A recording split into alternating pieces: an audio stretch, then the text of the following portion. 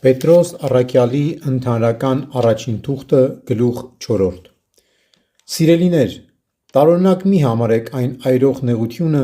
որ ձեզ փորձելու համար է, որպես թե մի տարօրինակ բան պատահած լիներ ձեզ, այլ որպես Քրիստոսի չարչարանքներին մասնակիցներ ուրախ եղեք, որպեսզի նրա փառքի հայտնության ժամանակ էլ ցնծաք և ուրախանաք: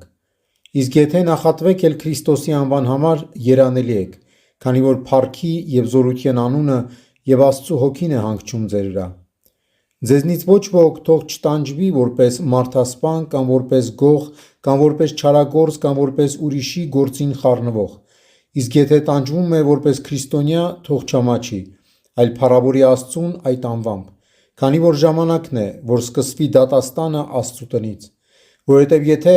այն նախ մեզնից սկսվի, ապա ի՞նչ վախճան կլինի նրանց, ովքեր չհնազանդվեցին Աստծու ավետարանին: